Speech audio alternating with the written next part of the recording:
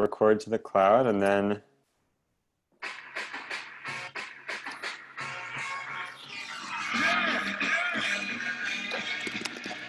join me please in welcoming that fabulous group of young men.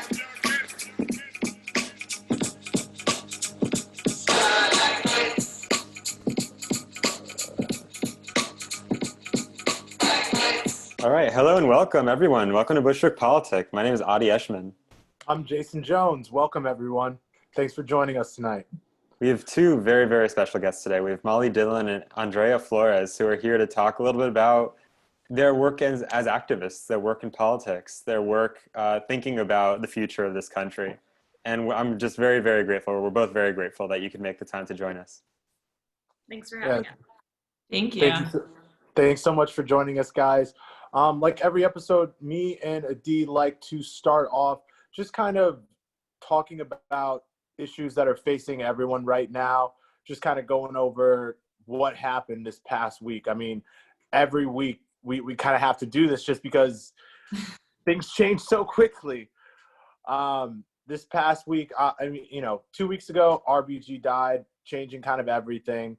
This past week, we had the first debate, also really nuts, if you can even call that a debate. And honestly, we're at a point in a nation where things are really divided. People have kind of already chosen their side, despite, the obvious stuff written on the wall right now. What do you think of all this, Adi? I mean, do you think that debate even mattered, or did it make a difference to you, to anyone? I guess I'd love to throw this question to Molly and Andrea because I know that Molly had some experience in the Obama White House. What were some of your thoughts? What are some of your takeaways from the debate? So Andrea and I both worked in the White House together. Andrea, yeah. I worked on the civil rights team. Andrea worked on the immigration and rural affairs teams. So, there are almost no words. I think going back to the Supreme Court nomination, I was working there when Merrick Garland was nominated. Yeah. And, his seat was stolen. And I've been really shocked I shouldn't be shocked, but this idea that Mitch McConnell and Republicans in the Senate are hypocrites because they're now saying that they should seat this justice immediately, even though we are far closer to the election than in 2016. They're not hypocrites, they're liars. They were lying the first time. So hypocrites would be turning and having a different opinion or different action, but they were just lying the first time. So that's how I feel. And on the debate, it made me anxious and nauseous. And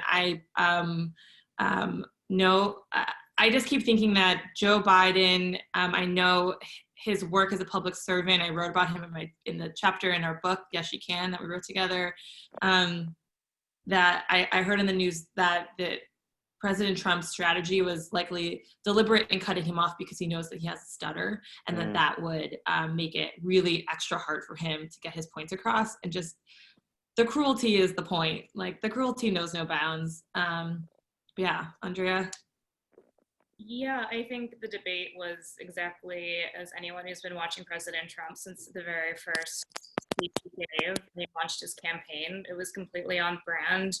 And I think it's always interesting to me the level of surprise that the media shows after he continues to be very consistent with the type of political language that he uses. He's always been openly racist. He's always openly used and mobilized white supremacist groups. And there was no reason why he was going to be more respectful to Joe Biden than he was to anyone he's engaged with these last 4 years. So yeah.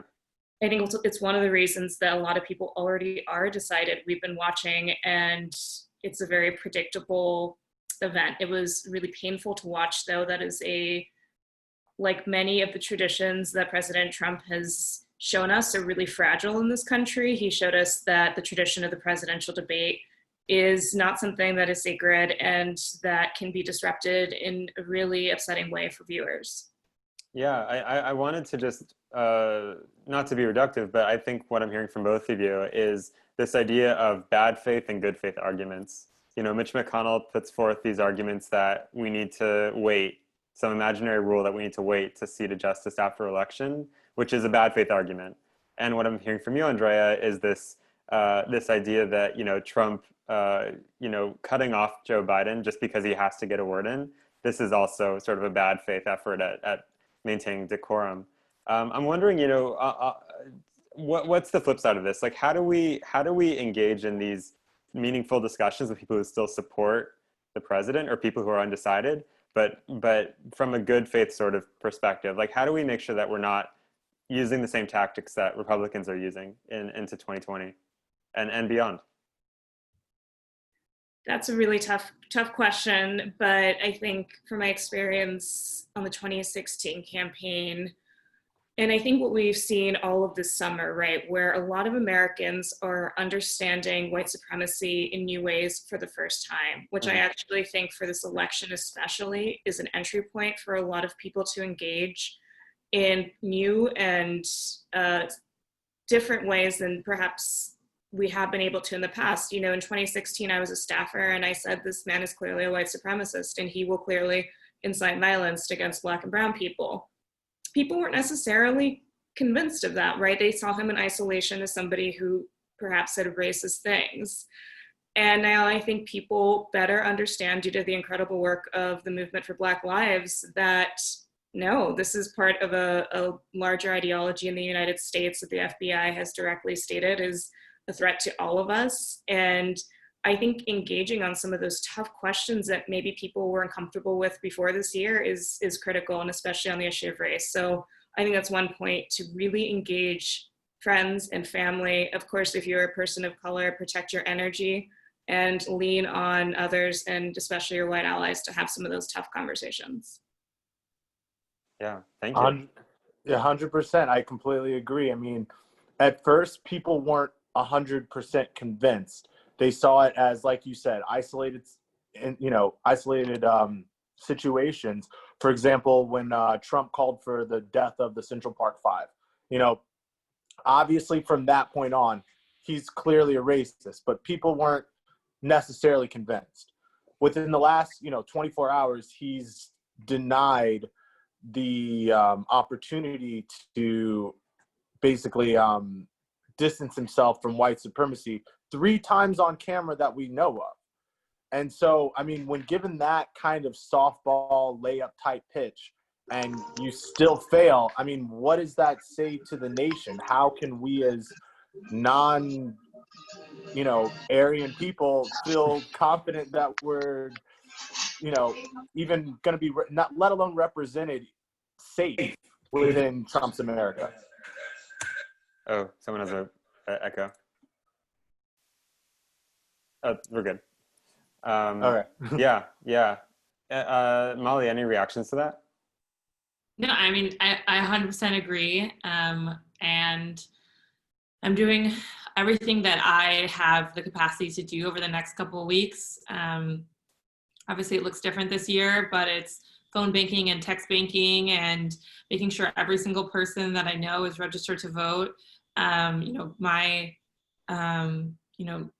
circle of family is, on board and voting for Biden.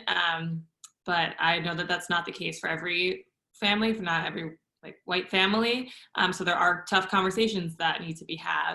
And I think we say this every election. It's like, this is the most important election. No, this is the most important election.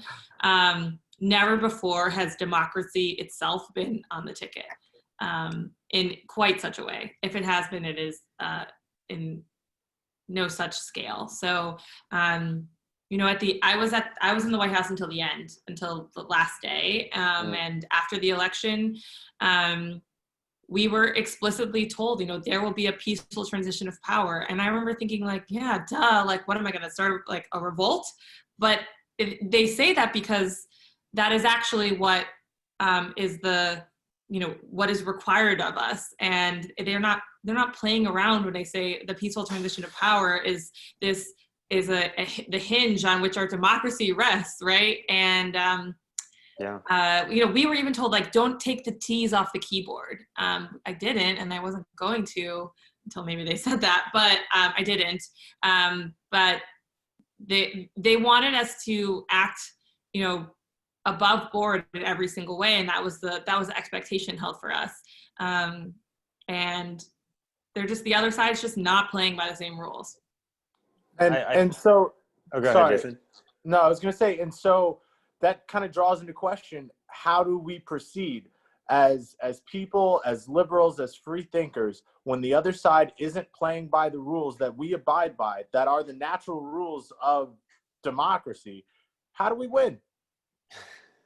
How do we win? You're gonna. Sorry, go ahead, Andrea. Yeah, I think it's a question of exactly what you said. Are these the natural rules of democracy, or are these rules that we have to fight for and further enshrine in our laws, right? So we're assuming that the natural right is that we can all go to vote without complication. That is clearly a right that has been severely weakened by the Supreme Court against the will of Congress.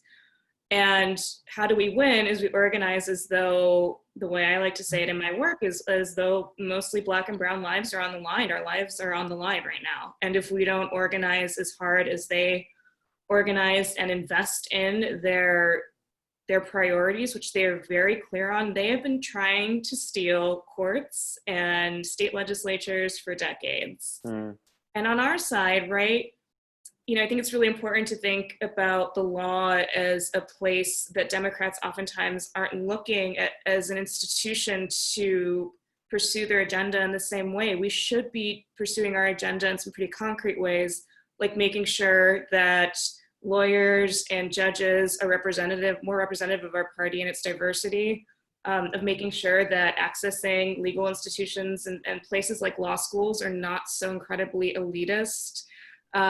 These are just like some really small long-term ways, but we have to fight really, really hard. I think everyone needs to be at the point of exhaustion by the time we get to election day, because to me, the most important election of our lifetime was 4 years ago, and we didn't do a great job, right? We let an unqualified white supremacist become president, and then we hoped our norms and our traditions would save us. And instead, no, we need to win back the White House and the Senate and pursue serious democracy reform as soon as possible. And so that is the urgency. The urgency, we're past the break glass emergency moment in my Yeah, I think one thing that I'm hearing as well, something that came up for me, Molly, when you were talking about these norms, is just the peaceful transition of power. I mean, is that just another norm that Trump could also break? The Constitution has some safeguards. It has some concrete dates for the Electoral College and the time in which the president who has lost the election is supposed to vacate the White House. But we cannot take that for granted. And I think we are all educating ourselves, as we should be, as to what happens on election day if the election results are not clear until December. What happens after that point? Will Trump leave? We have to ask ourselves those hard questions. We've been fairly lucky that we have not had an authoritarian figure like this. And he represents all of the same features of authoritarianism that we see growing around the world with similar white supremacist, white nationalist, Islamophobic strains. So we need to take him very seriously when he threatens to perhaps not leave. Yeah. And that's kind of a very interesting point that you got at. As far as America has never really experienced an authoritarian figure like this in its history. However, our system has kind of allowed for it to happen. How do we safeguard it in the future so that this can't happen again? Molly, tell us. Well, I mean, so I'm a big fan of Senator Warren, and her platform started with corruption and democracy reform. And she said, if we don't address the issue of corruption and influence of big money in politics, we can't do anything else. So I think that she's, one of, if not the brilliant policy mind of our time. And those are some really good plans. And as Andrea was talking about, that these norms and kind of guidelines that we have been following aren't actually cemented in law. The then we're screwed. So that has to be, I think, one of the first things that democracy reform that Andrea is talking about. And democracy reform is not just changing your voting laws to make it easier to vote. I mean, the Supreme Court struck down the Voting Rights Act, or gutted the Voting Rights Act years ago, and we've seen what happens because of that. We've seen this like direct result of what happens. And I think that has to be first on the agenda. I know it's hard to say, hi mom, lots of things have to be first on the agenda. But that really, I think, is foundational. Yeah, yeah. And that's my mom. No, it's great. Thank you for joining us, Molly's mom. What's her Welcome. That's my mom, Karen. Thank you, Karen. Thank you for joining us. Well done. Yeah, I think that these are all really interesting points. I had a question because you both served in Obama. You can mute them. If you Oh, need okay. to. I had a question about Obama's legacy, and whether it's possible to separate out Obama's legacy from where we are right now in history. Do you think that there were mistakes made during Obama's administration that led us to this point, or do you think that it was sort of a fluke or inevitable that we would eventually have someone like Trump after a president like Barack Obama? Well, I have a lot of thoughts, and look, I think we are a nation fundamentally shaped by severe white supremacy ideals that have influenced everything from our economy to our judicial system. There is not an institution in America that is untouched by that legacy.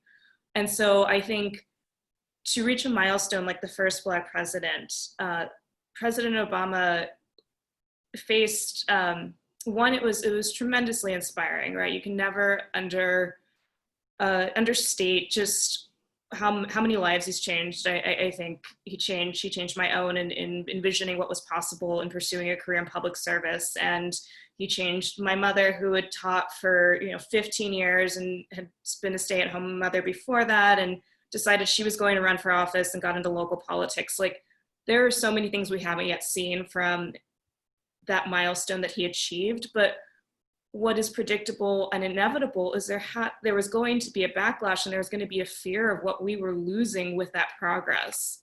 And there has to be a loss of white supremacy if we are ever to realize the ideals that I think we are all fighting for in being a truly diverse nation that does not rely on the oppression of its ethnic and racial minorities to function. And so I think President Obama could have governed any which way. And I think that we were always going to have another moment because we didn't get the job done after the Civil War and Reconstruction. And we have had I work in immigration, and we have never decided that the millions of unpaid laborers who continue to sort of live in this shadow economy, we have never created a path to citizenship. We've always been reliant on some group of exploited ethnic or racial minorities working for us with some secondary citizenship. That's a big thing to heal. And I think it's why President Trump, for example, has made anti-immigrant rhetoric such a big part of his agenda, because he's really showing his cards every single day that this is a fight for what he believes is the true heritage and future of the country versus what President Obama represented. Yeah, thank you. Molly, did you want to respond to that also? I co-sign everything Andrea says, but especially that last one. Jason, what were you going to say? No, I was going to say, I mean, I completely agree with that. I mean, it really is two different sides of what could be America. I mean, you look at Obama, and his book was called The Audacity of Hope. I mean, it's a hope for change, for opportunity for more people. It's a more inclusive agenda. It's a more inclusive rhetoric versus, the white supremacists we currently have in office, whose rhetoric speaks for itself. Yeah, and I'd love to actually piggyback off of that, Jason, and just talk about hope for a second. I mean, right now, I think hope is an incredibly weighty, kind of important galvanizing emotion for people to feel. And I think the absence of hope is also a very important political organizing tool, as we've seen during the debate. So I'd love for you both to just respond to this idea of hope. And does the idea of hope have any more urgency than it did in 2008? And just talking a little bit about this idea of hope. I mean, Sarah Palin famously called it the hopey changey thing. Is hope? I mean, is hope still important politically? Is it more just a rhetorical thing? Like, what is hope to you now? I mean, you have to believe that things can change in order to fight for them to change. And I think that believing that things can change is called hope. It's really hard to have hope when we're all stuck in our homes because of the mishandling of a deadly pandemic, where the Obama White House literally was like, here's a playbook on how to deal with pandemics. And then the Trump White House was like, nah, we're good. And then lied to us about what was happening, refused to shut down the country, refused to set the example of wearing a mask. If we all started wearing masks in February, the virus, they believe, it would have saved hundreds of thousands of lives. And if we don't start wearing masks at the degree that we need to, we're going to cost hundreds of thousands of lives more. So yeah, that's really hard. The reason we're doing this event over Zoom is because our government leaders have so massively failed us. And especially I'm in New York, and there seems to be some evidence that seemed like it was a New York, a blue state problem, that it was like, we'll let them just deal with it. Yeah. And I was here for the whole time. I was here. I did not leave New York. And for days I didn't leave my apartment. So hope is still incredibly important, and it's harder now, but it's not dead. Yeah, thank you. Andrea? It's not dead, but I think what does give me hope is I think growing up, I was always just a very nerdy government political person. I thought going to work in government was going to be the coolest thing I could ever do.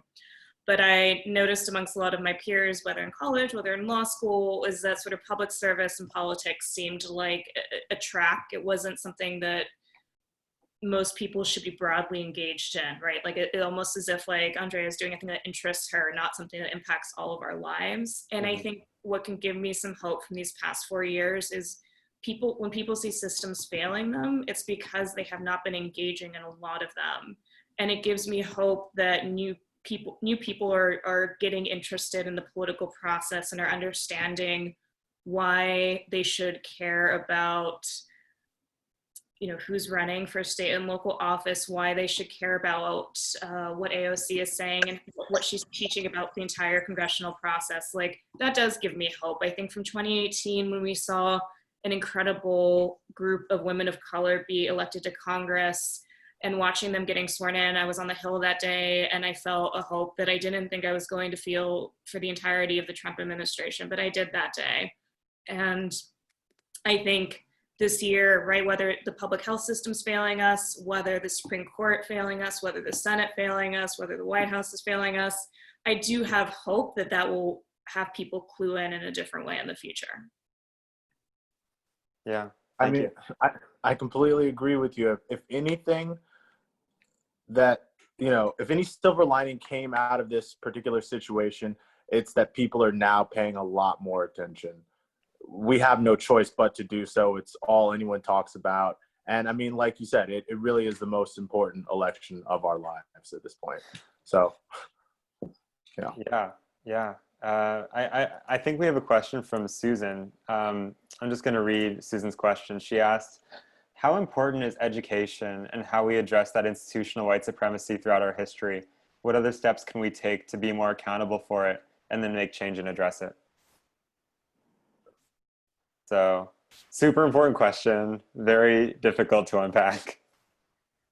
Does anyone want to take a first grab at it? I'll try. Yeah. So, I mean, I think that it's a really important question because as long as our schools are governed locally, which they are, it becomes a very easily politicized topic of what children and young people are learning about race in America. So, in 2010, you saw the state of Arizona banning Mexican American studies from its schools that was basically instituted for over a year because it was then challenged in the courts, right? So you have a population of almost a majority Latino state, and they're not allowed to learn about their racial history. So that's like a very recent example, and that I tracked closely in my work. But why I bring that up is that's the kind of local organizing that could really make a difference, is if you let your school boards know that it is important that children are learning about everything from anti-racism to critical race theory, simply to our history. I think about all of the rosy ideas I had about race in America growing up in southern New Mexico, and we do a great disservice. But that is a place where you can lobby your local school board to institute requirements on anti-racism training, and I think that is a great way for a community member to get engaged. Yeah. Something that we brought up in an episode that we did in the past on reparations is the idea of reparations in the educational sphere. So one concrete example of this is in Chicago. They have a history of police violence and police torture of their Black citizenry, and they instituted in their curriculum under Aria Emanuel's, when he was mayor of the city, but I think he was actually very, it took a while to convince him to do this. He's definitely not a hero in this story, but his educational Chicago public school system instituted a sort of educational reparations program where kids in Chicago public schools are now taught about police violence and police racism. And what we talked about during that episode was about how at every level this is being challenged by administrators, by teachers, by parents. And so I think one thing that's just as important as thinking about how to create these programs is also thinking about the pushback against these programs and pushback against this kind of education. And I frankly, I see a lot of energy going into starting these kind of programs and starting this kind of education. But I'm really always concerned also about the pushback that this is going to get every single year. That's just what I think. I think there's precedent for this too. So in Illinois, where I grew up, Holocaust education is mandatory in the state. It's also the state where the KKK marched in Skokie, because that area had the largest population of Holocaust survivors, like outside of Israel, I think. And we just saw the study that came out a few weeks ago, or a week ago, like time is the last article, I don't remember, that said 1 in 10 Americans under 40 have never heard the Holocaust.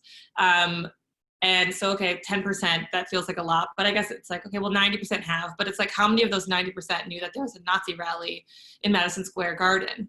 And so there are ways that we can teach our history that makes us have a better understanding of our own white supremacist past in the U.S., whether it is Nazis, the Jim Crow era, slavery, et cetera, and even going back, I think, to the founding of the Constitution. Like it can't be like, white supremacy is not like one day where you learn about it. It's actually, it has to be something that's taught alongside all of American history. But yes, you're right. I mean, education is localized, and it's way easier said than done. Right. And is there a way to change that? I mean, is there a way to, I guess, change the laws in which we can enforce a national education policy where everyone must learn the truth? Well, depends like what's the truth and who gets to decide it. So national curriculums are very rare. It's really hard to get like national curriculum requirements, and education is not my topic of expertise.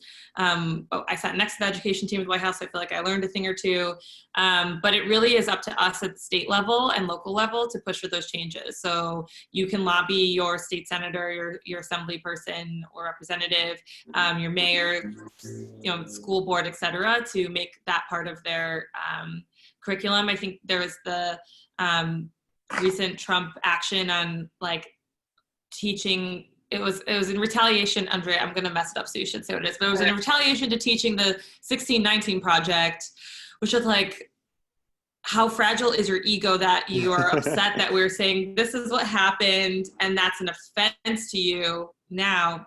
Anyways, So but where you can, like, let's get these things on the curriculum, and that takes all of us, whether or not you are in school, you have kids in school, it's the next generation. And if you want the next generation of young people to know about our history of white supremacy, to know that the Holocaust happened, to know about what actually happened with slavery, to know that racism didn't end with the Civil Rights Act, you have to care about what's taught in your public schools. Right. I think that this question of truth that Jason brought up is also so much tied into who has political power. I think when Andrea, you brought up this amazing point about how what's happening in the U.S. is not unique to the U.S. I mean, we're seeing the rise of far-right governments in Israel, in Hungary, in, so many other places, Poland. In Russia, Poland. Right. So on the point of Poland, I mean, their government is now rewriting the history of the Holocaust, and they're making it illegal to say that, to teach in schools that Poland was collaborating at all in the atrocities.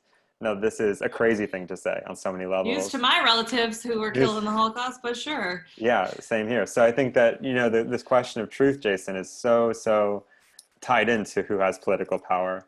And that's, I think, what makes this election even scarier in some regard. We have another question. How do you come to grips with the fact that nearly 45% of this country is willing to support Trump after his clear demonstration of his being racist, anti-Semitic, misogynist, climate change denier, and on and on?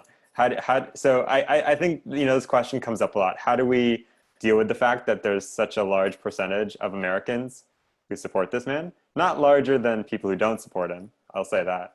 But then I think the other important question is, let's say, fingers crossed, he loses. How do we then engage in a society where we know that 45% of the people here supported him? What are your thoughts on that?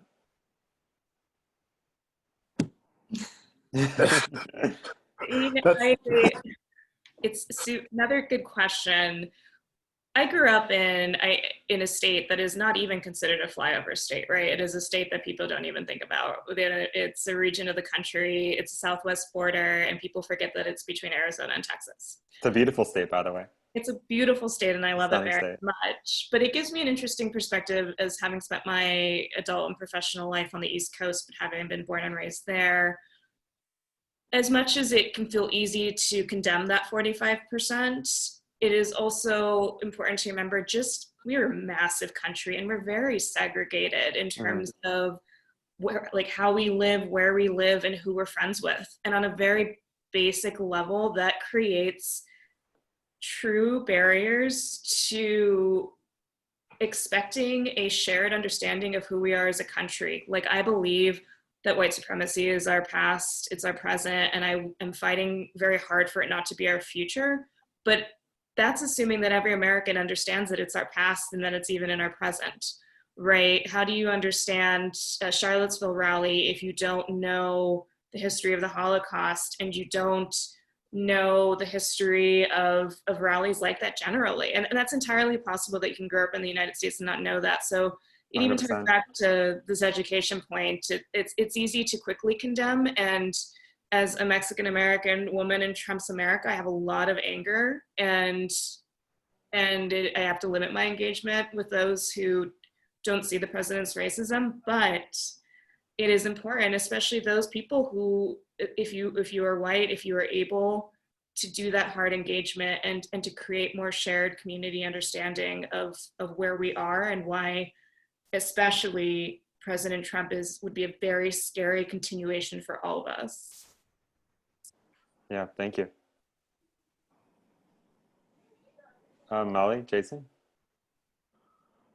I have a rather radical solution, just because that's kind of who I am. Look, liberation is also important. Radical ideas are also important. I mean, one thing that I kind of thought of that might be a plausible idea would be to make the very notion of white supremacy and racism ridiculous.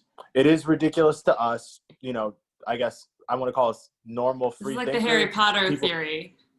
But I mean, to make it absolutely ridiculous, to make it to the point where in TV shows, people are making fun of people because they have racist ideas. Mm-hmm. Just like in the past, if you look at sitcoms from like like one of my favorite sitcoms from the 70s is Three's Company. Mm-hmm. Half the premise is they think Jack is gay. That's why he's able to live with his 2 female roommates.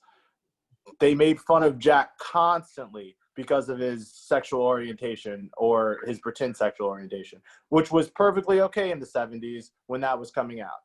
If our media shifted and shows were actually like making fun of racist and making the idea just so ridiculous and so abhorrent to society, I think that people would change their opinion. They would have to, or risk ridicule.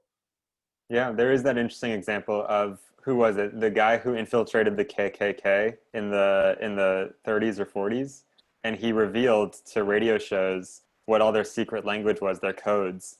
And then the guys who would write the Superman radio program would then put these codes and would have this in their radio program, and Superman would beat up KKK members and drop all this like very insider knowledge in their radio program. So people started laughing at the KKK during that time. I will say during that time. But I think that this is, I think, Jason, I think that's actually a really lovely idea. Thanks, man. Yeah, you're welcome. I also, just so for people watching, if you have any questions for our incredible guests, please drop them into the chat. I guess, another question I'm having is this question of immigration. This is something, I know that the rhetoric is just so ridiculous around immigration, Andrea, and I'm just wondering, how does a Biden candidate and a Biden presidency deal with the incredibly loaded and fraught language around our immigration system? And there's the language around it, which is really fraught and complicated, and for white supremacists, kind of a recruiting tool. And then there's the reality of it, which is that it's a really dysfunctional system, and in part it's built that way. And like you're saying, if you don't know the history of our immigration system, you might not understand why it's built that way. So what are your thoughts on that? So I think I like to say that neither Democrats or Republicans are the party of immigration, nor do they want to be, right? Because it gets at one of the hardest questions. When you already have a racially divided country, then who are the new people that you want to let in to become Americans? Right. And if you can't even figure out who's already here and making sure everyone has equal rights already, then imagine layering on what can often be groups of Black or brown people coming from around the world who want to make America their home. So that's like the first part that gets really complicated. And it's why you see Democrats and Republicans oftentimes taking surprising positions on immigration, right? George W. Bush was a huge supporter of immigration, and in ways— Marco Rubio? Yeah, Marco Rubio, although he backed away from it as his party backed away from it. But it's often been an interesting bipartisan issue because it's about the future of our economy. It's about national security. It's about our foreign policy. It touches on so many issues. So the way that I hope that Vice President Biden would handle immigration is actually like talking about public education, of giving Democratic voters and everyone, if he became president, a reason again for why we want our immigration system to work well for all of us, and why it matters that the United States chooses a humane, a fair, and orderly immigration system where the rules are clear, they're accessible, and that we're not creating impossible pathways that people will never succeed in. We're talking about the most vulnerable people in the world having to pay hundreds of dollars and turn over all of their information and find a lawyer and succeed in a process run by an agency that still keeps like immigration files in a cave in the middle of the country. Like, we expect people to succeed in that process. That's a broken system. And when it's broken and it's left broken, right? So say Democrats came in and they say it's too toxic to touch, like let's leave it for a second term. A broken system is easy to exploit, and it's easy for white supremacists to exploit. And we've seen that in country after country. In Hungary, it's a huge issue. It's anytime you have a migration, if your system isn't ready for what is a predictable migration, which we just know humans migrate, then it is so easy for bad actors to point out and say chaos, dysfunction, brown people are swarming our southern border, we should be scared. But if you have a plan, and if you are communicating to Americans regularly why immigration is an important part of everything we do, maybe you're better prepared for those moments. So I hope that Vice President Biden robustly takes on a challenge and makes a really sharp break from Stephen Miller, because if you leave in place those policies, you're leaving in place policies written by white national scholars who have wanted those policies and successfully had them long before 1965, when we first did a big reform of the immigration system. So it is a big who we are question, and I hope that Vice President Biden doesn't shy away from it as some Democrats have. Yeah, thank you. Jason, did you have a question? Because I'm like popping with so many different questions. No, I mean, this is a lot. I mean, we've covered a plethora of topics, and thank you so much again, Molly and Andrea, for joining us and just filling us in. I mean, it's great that you guys have insight from working with a real president, so that we can know how things are supposed to be. That's awesome. But I wanted to ask about economy, capitalism. I think it's something that really, like, it's involved so deeply in our capitalist system, is this destruction of the environment and also the exploitation of incarcerated labor. And so I'm wondering, in a Biden administration, what are some of these things that we can do to really address, like, in terms of changing our capitalist system? I think one big critique that President Obama gets is, not doing enough to rein in banks, not doing enough to rein in the insurance lobby and the insurance industries. And then, that leaves open the door for someone like Trump to come in and, be friends with all these people, and they arguably kind of support his presidency. So I'm wondering, what are some of these things that in a Biden administration we could be shifting, we could be thinking about differently? This feels like a Molly question. Molly. Well, God willing, if Vice President Biden wins, and there is a transfer of power of somewhat peaceful, he's going to inherit a global recession and a global pandemic, of which we are months behind in responding. So have to keep that in mind. But also, to me, it feels like this unique opportunity that where we've never quite had the public's attention like we do right now. That's seen on issues of public health. It's seen on issues of racism, environmentalism, etc. And it can be a little bit of a Noah's Ark moment where it's like, we're going to rebuild.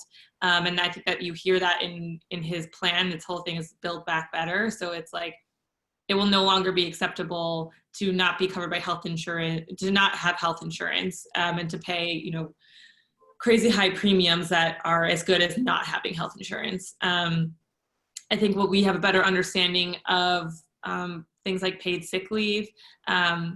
It's not enough for you to have paid sick leave. Like, you want the other guy to have paid sick leave, because guess what? All the people who work at restaurants, who prepare your food, probably don't have paid sick leave granted to them through their employer. So they go to work sick because they're worried about getting fired and not being able to provide for their families. Yeah. So I think we're learning all of these public policy lessons in the hardest possible way that I would not wish for, obviously. But can we take this moment to do something big and bold and brave? Reform the immigration system, address corruption in our politics, look to the examples of President Roosevelt, who created the Works Progress Administration to put people back to work, who did everything from building our highways to painting murals to fixing children's toys. What are the ways in which we can rethink the way our democracy and our society functions, and what's working, what's not? And while we're at it, let's get ahead of climate change, because I think we have 7 years before we're doomed. So that's what I would do. on a hopeful note. No, and another thing that the WPA also does, they sponsor theater. They pay theater artists to create theater and having these interviews that are preserved for centuries, or at least for a century. Yeah, obviously during COVID, there's been an incredible loss of life, which is a scale of which we've never seen in our lifetimes. It's interesting. My mom is on the call, but my great grandmother actually died from the Spanish flu when she was 24, and my grandmother was 6 months old. And it's weird because that's a story that I grew up knowing, but never really thought about it. And I've thought about it almost every day since March. And think of this idea of like this lost generation. Like, what are we at stake of losing, not only due to COVID deaths, but then there's things like learning loss and unemployment and the mental health crisis and all of the things that are kind of wrapped up into one. And what can we do to provide for people? And it's going to look like a lot different government than it should and can look like a lot different government than we've seen before. And yeah, you're right. I mean, think of the art, the products of from the art world that we're losing because theaters are closed and concert venues are closed. It's just a tremendous shock for all of us. And Andrea and I talk about this a lot, like we're all just experiencing continuous grief and trauma every day. So I'm not sure that I've extremely answered your question, but that's what I wanted to say. Yeah, no, thank you. We have another question from Megan. Thank you, Megan, for joining us. You both wrote a book about women in public policy. What are your thoughts on why women's leadership is important in this moment of crisis? How has it changed since you wrote the book? It's a great question. Thank you. Yeah. So Andrea and I are co-authors of this book. Actually, I have it here because I was talking to some the college Democrats at NYU right before this. But this is our book. It's called Yes, She Can, 10 Stories of Hope and Change from Young Female Staffers of the Obama White House. We each wrote about our most inspiring day in government, more or less. And we wrote it because we want more young women to go into public service. And it's not always something that we think about as a path for us. And it's also a way to build the bench. Not everyone has to be an elected official. I think of people like AOC, who I think are so smart and sharp and inspirational. Not everyone wants to be an elected like her, but AOC needs a staff of smart people. And let's build that army, and why not be an army of young women? To Megan's question, thank you, Megan. I was watching this funny clip from The Daily Show a few years ago, I think during the 2016 election, where they interviewed a Trump supporter, and she said something like, women shouldn't be president because they would just like start a war. And he was like, well, haven't all wars been started by men? And kind of stumped her. Yeah. But I think that there's been some interesting data also about like the countries that are led by women are having like the best responses to COVID. And it's nothing about being a woman that makes us different, but it is the lived experience of being a woman that makes us different and makes us come to the table on average, I don't want to speak for all women, but in a more collaborative way, in a more inclusive way. Women are the ones who are thinking about, obviously because we are disproportionately burdened and saddled with family and childcare, we're thinking about what that looks like in a fair workplace. So women in leadership is incredibly important because this is like this intersectional crisis that we're facing. And they're also calling it like a women's recession because women are dropping out of the workforce at the highest rates because kids are home and, nursing home, like people don't want to put their families in nursing homes. And so anyways, I could go on and on, but we wrote this book because we want to inspire more young women to go into public service. And it's a great pathway to leadership and perhaps one day be an elected official. And I'm sure one day we'll be voting for Andrea. Well, quick segue from that, Molly. Speaking of, women going into power, we have to ask about it. Amy Coney Barrett, that's a woman who's looking like she's going to go into power really soon to a lifetime appointment. And that's also a woman who doesn't look like she's standing up for women's rights. How do you guys feel about that? What can be done? How we feel and what can be done are probably two different questions. Andrea's a lawyer, so maybe I'll let you speak on the second half or the first, whatever you prefer. But how I feel about it, so I worked on gender equity policy in the White House, in the governor's office, outside in advocacy groups. Being a woman or having women who you're related to, like your mom or your sister, does not make you a feminist, does not make you good for women's policy. I'm talking about Ivanka Trump, most explicitly, who's the president's women's policy advisor, who rolled back all of our work on equal pay. We had a regulation that came out of the EOC and the Department of Labor that would require more enhanced reporting on pay data by race and gender. Obviously, we have the Equal Pay Act of 1964, makes it illegal to pay someone less just because they're a woman or just because of their skin color. But it's only enforceable in that it is detected. And we've seen with Lilly Ledbetter, it can be really hard to be detected. And so this would require more disaggregated data reported to the EOC. And one of the first things that she did when she came in office was she rolled it back. She said that it was too much of a burden. The National Women's Law Center fought back with a lawsuit, and it's gone back and forth. And the status of that actually remains up in the air, like at this current moment. But all that's to say is that she can be Amy Coney Barrett could be a woman, she could be a mother, she could be a lawyer, she could be a judge, but it doesn't make her a feminist. It doesn't make her good for women. Her stance on abortion is pretty clear that not only is she anti-abortion and anti-choice, she is pro-prosecuting people who provide abortions. So there's like a lot to be really afraid of, I think, with her.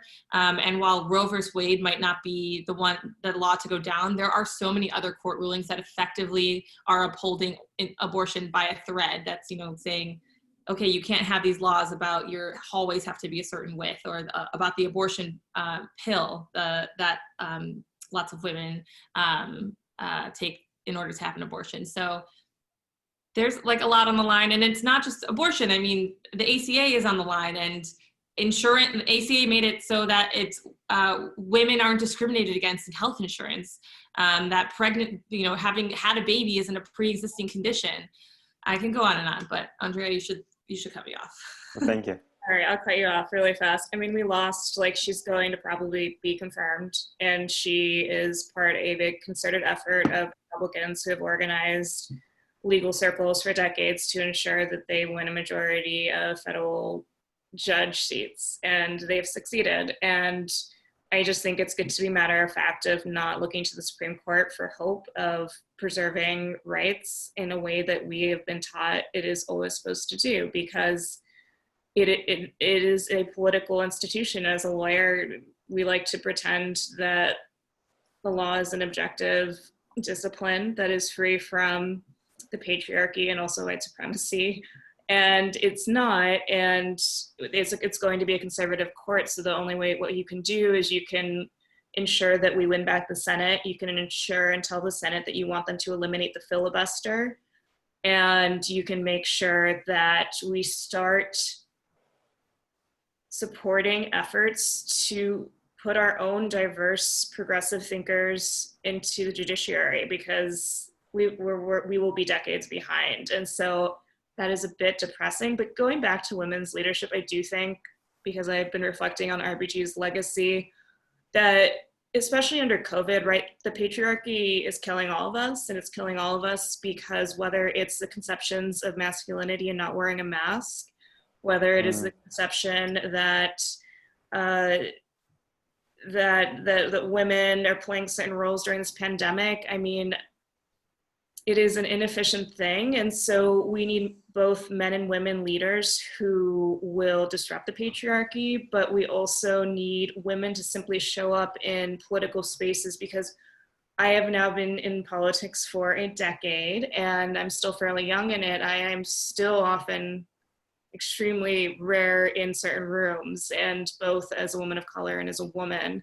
And people start young and they get into rooms earlier, and it's like, if we could do anything with this book to tell people to raise your hand and do what you can and try and take that internship and go to the Hill or work for the governor or sign up for student government in college, like that's the kind of enrichment that we need to make sure that women have the skills they need to go into rooms that will be designed to be hostile for them and unwelcome them. And so that way we also don't fall out of politics and public service when we get into it. Yeah, thank you so much. Thank you.